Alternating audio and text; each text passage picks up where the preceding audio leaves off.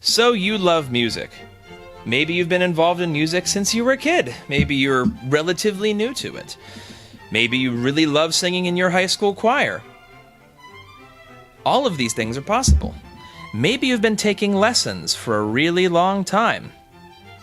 Maybe your grandfather had a violin, and on your 14th birthday, he gave it to you and said, "Go, learn how to play this." No matter what, you want to go into music.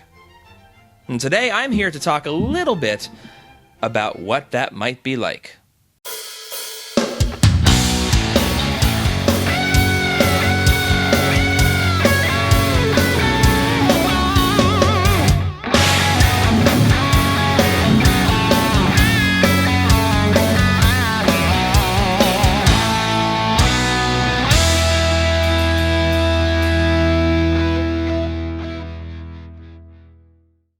Hey there, it's Alan at CA House Music. You might be wondering, because you've seen me in some videos doing a little bit of singing, looking at some basses, looking at some luthier stuff, and wondering why I know what I'm talking about. That's a good question. My professional life, I am an opera singer. I actually just got back from a production in Florida, and I've been traveling around the world singing for quite a few years now. But in another life, I am actually an ex-college professor. I did teach at the collegiate level for some time, and I still maintain a relatively large teaching studio here in the Valley, from kids all the way from 8 or 9 years old up through adults. So I have run the gamut of seeing people go into college for music.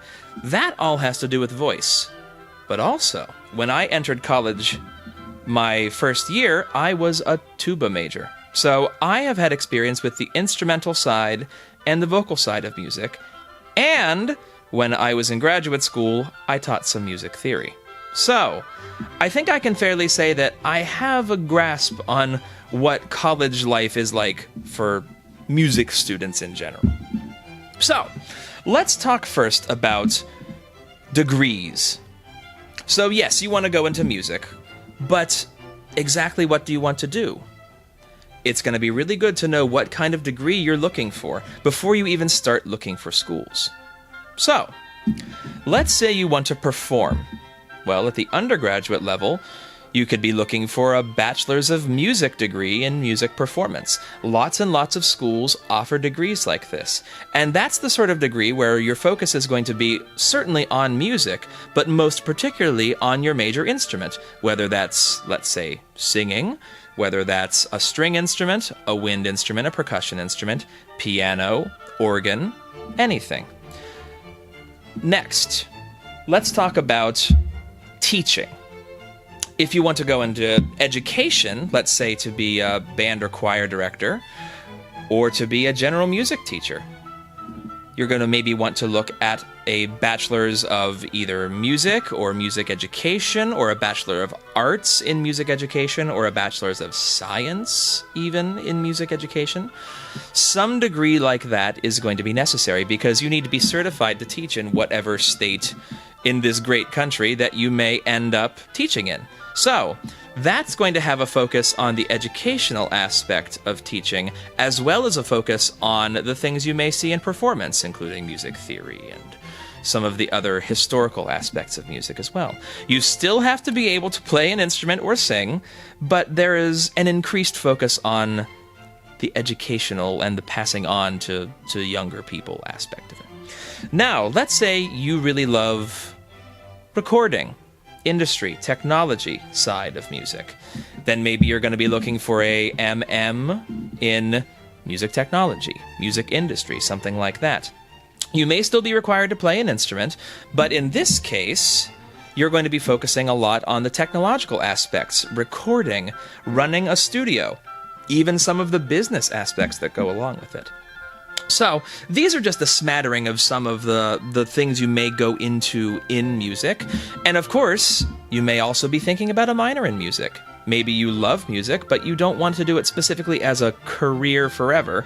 You can still minor in music, and then later on in life, you'll have a little bit of extra training, whatever you do, to be able to step away from your regular job and go play in an ensemble, sing in a choir, maybe even lead a group of some sort, and keep music in your life. So, that's a bit of an overview. So next, let's talk a little bit about schools. There are hundreds of schools in the country, whether they be specifically schools of music or larger schools that offer other degrees, that offer degrees in music. I've been choked. There are hundreds of schools across the country that offer degrees in music, whether they be specifically music schools or not. So, let's talk a little bit about 4 of them. Small state schools, large state schools, conservatory-style schools, and private schools. Now, a small state school, something anywhere from a few thousand students up, is a place where you can go and get a degree in a relatively small class size, usually, and you tend to get a little more personal touch with these kind of schools than you may with a large school.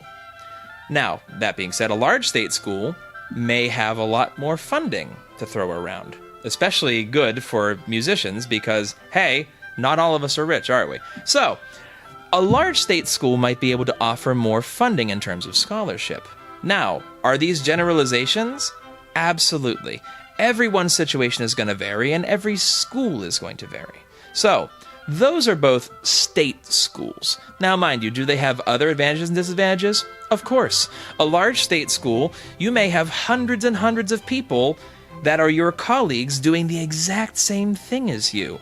Whereas at a small state school, let's say you're a classical guitarist, you may be one of a half a dozen people who are in that specific degree program. It depends on your preferences. So, we'll talk more about that later too. Now, a conservatory-style school. This is going to be something usually a cut above, a little bit more intense of a program. Most conservatories are going to have a pretty serious focus on performance aspects of music. So if you really, really want to shoot for a career in, let's say, an orchestra, a really, really good orchestra, an opera career, something like that, you may want to consider a conservatory-style school. They have some of the advantages of a small state school, but with usually a bit more gusto. And finally, private schools. They may not have the state funding that a state school has, but they also may have the ability to hand out a decent amount of money, considering they may have a whole lot of donors. They can kind of fall in the middle of all of this. So, these are the 4 kind of schools I wanted to at least mention. Do all of these schools blend together in some ways? Absolutely. Does every single school run itself differently? Absolutely. The only way to know if a school is right for you is to go and put your feet on campus. Go and take a tour. Talk to people who go to these schools. Do your research. Talk to professors. Go take a sample lesson. All of these things are really, really useful, and they're even more useful if you start early. If you're a sophomore in high school, you have time to think. If you're a junior in high school, you really should be thinking about what you're going to do next. If you're a senior in high school, that's the time to really take action, because a lot of places are going to have deadlines in November or December. So, if you think March of your senior year that you might want to go to music school, maybe it's possible, but for most instances, it's going to be too late. So, that's a little overview of degrees and schools, and next time we'll come back and talk a little bit about audition-y sort of things, audition process-y things, and a little bit about what day-to-day life is like for a music student. So, thanks for watching, and I'll see you next time.